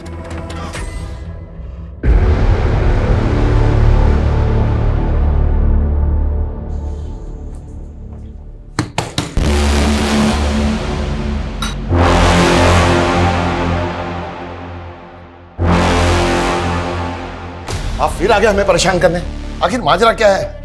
हालत देखिए हमारी, परेशान लोगों को परेशान करने में मजा आता है। आपने आखिरी बार अपने बेटे को कब देखा था? वो जब वो इंटरव्यू के लिए जब वो गया था। उसकी कंपनी का नाम क्या है? किमाया फार्मा। हम इसी कंपनी को ज्वाइन किया था उसने बेंगलुरु में। झूठ बोल रहे हैं आप। हमने पता किया है, आपके बेटे ने ये कंपनी कभी ज्वाइन नहीं की। और हमने ये भी पता किया कि आप अपने बेटे के साथ स्ट्रिक्ट थे, इतने स्ट्रिक्ट कि आपने अपने जवान बेटे को एक बार मार्केट में उसके दोस्तों के सामने पीटा था। मैंने वही किया जो एक जिम्मेदार बाप को करना चाहिए। मेरा लड़का मवालियों की तरह किसी लड़की की इज्जत के साथ खिलवाड़ नहीं कर सकता। किसी लड़की के साथ या पर्टिकुलर किसी एक लड़की के साथ? वो जिस लड़की का ख्वाब देख रहा था वो हमारी बिरादरी की नहीं थी। मुझे लगा उसे सबक मिल गया होगा, लेकिन नहीं। वो जिस दिन इंटरव्यू के लिए निकला उसी दिन मैंने देखा कि वो अब भी उस लड़की के प्यार में पागल है।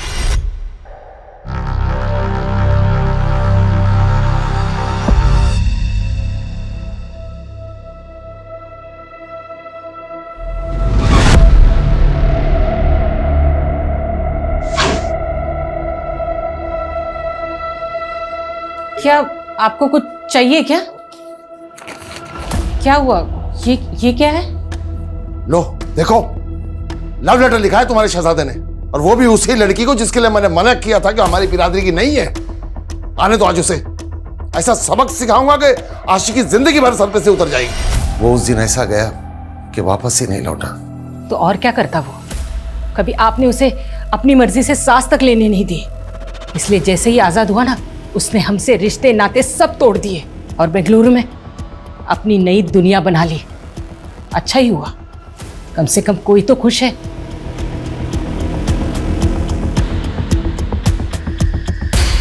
देखिए सर, ऑलमोस्ट 21 साल हो चुके हैं मुझे आदिल को देखे हुए।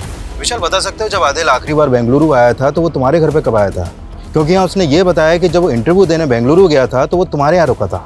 मेरे घर रुका था? नहीं सर, सर वो तो कभी मेरे घर आया ही नहीं सर। और जब से मैंने कानपुर छोड़ा है मैं अभी तक उससे मिला ही नहीं हूँ सर। तो ये कैसे पॉसिबल है? आप क्यों आदिल के बारे में बेवजह और बेतुके सवाल पूछ के हमें परेशान कर रहे हैं? परेशान तो हम भी हो रहे हैं, क्योंकि एक आदमी है जो हमारे सामने आकर खुद ये कबूल कर रहा है कि उसने 21 साल पहले आपके बेटे को मार के यहीं आदर्श नगर में गाड़ दिया।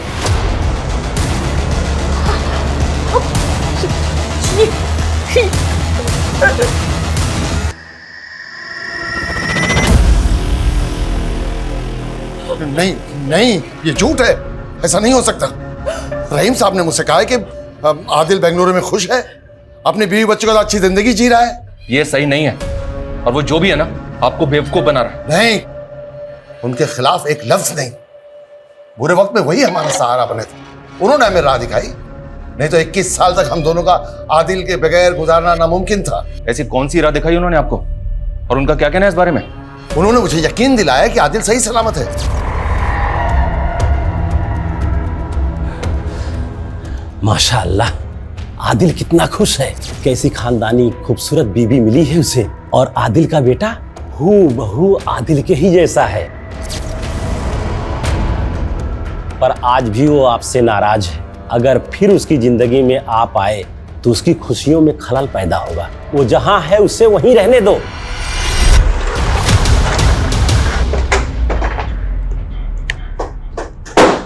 जी हाँ, मैं ही माहिरा का बाबू। बोलिए क्या काम है? आदिल को तो जानते हैं ना आप, जिसे आपने 21 साल पहले अपनी बेटी माहिरा का वीडियो बनाते हुए पकड़ा था। हाँ याद है, उसको कैसे भूल सकता हूँ मैं? ओए, कौन है मैं? तू यहाँ क्या कर रहा है?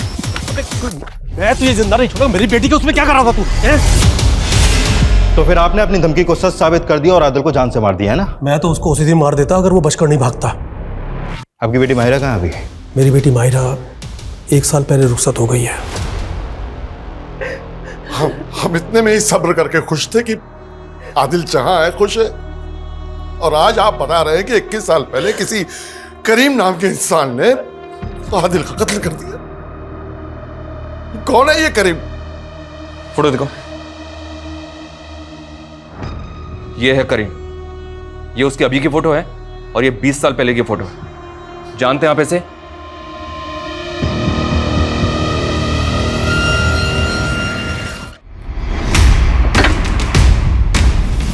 आइए, हटो पीछे।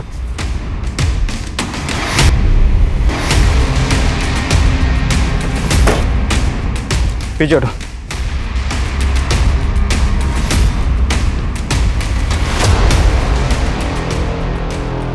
सर ये कंकाल,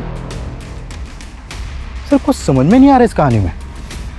आदिल माहिरा को लेकर अपसेस था, और फिर माहिरा से अपना बदला लेकर वो बेंगलुरु शिफ्ट होना चाहता था। फिर जबकि कोई और भी था जो आदिल से ऑब्सेस था, और जो नहीं चाहता था कि आदिल कानपुर छोड़कर बेंगलुरु जाए।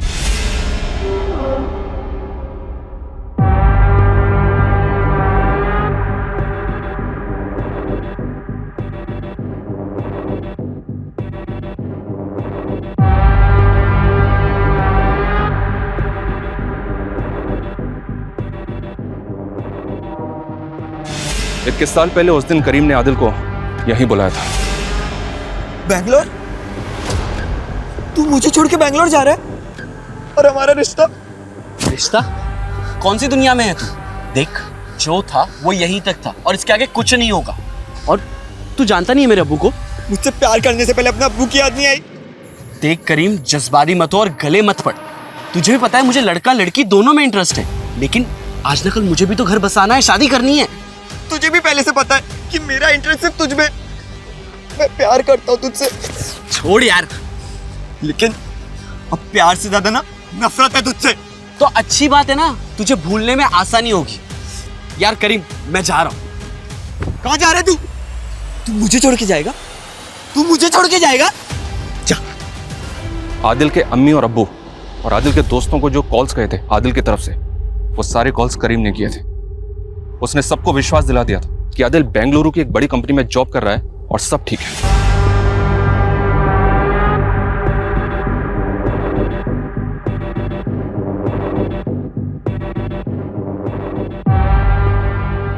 लेकिन आदिल मरने के बाद भी उसको हॉन्ट करता रहा। आइडेंटिटी क्राइसिस, डिप्रेशन, गिल्ट और डर, इन सब ने मिलकर करीम को दिमागी रूप से इतना बीमार कर दिया कि उसको हर जगह आदिल ही दिखाई देने लगा। करीम का जुर्म उसे सताने लगा, और वो भी इतना कि जो जुर्म उसने 21 साल पहले किया था, 21 साल बाद उसी जुर्म को उसने खुद सामने से आकर कबूल किया।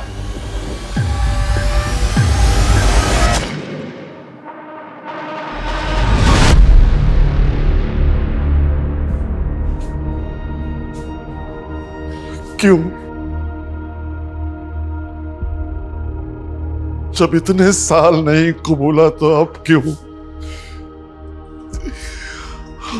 हम इसी भरम में खुश थे कि हमारा बेटा कहीं पर है अपने परिवार के साथ, और इसी भरम में हम इस दुनिया से रुखसत हो जाते।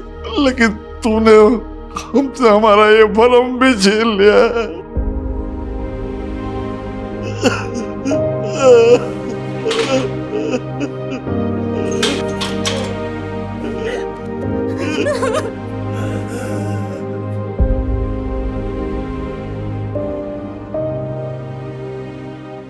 करीम के छलावे और काजी के बहकावे के बावजूद आदिल के माता पिता को यह एहसास था कि उनका बेटा अब इस दुनिया में नहीं है, पर फिर भी उन्होंने इस झूठ और इस पर भ्रम पैदा करने वाली कहानी पर विश्वास किया, क्योंकि भ्रम ही सही पर यह उनको जिंदा रहने में मदद दे रहा था। वो ये जानना ही नहीं चाहते थे कि उनका बेटा 21 साल से है कहां, यह क्या हुआ है उसके साथ, वो है भी या नहीं। क्योंकि जिस दिन उसका ना होना सुनिश्चित हो जाता, यह झूठ ही सही, भ्रम ही सही, उनकी यह उम्मीद हमेशा हमेशा के लिए टूट जाती कि उनका बेटा कभी घर वापस नहीं आएगा। जय हिंद। क्राइम पेट्रोल के ऐसे ही मजेदार एपिसोड्स देखने के लिए हमारे चैनल को सब्सक्राइब करें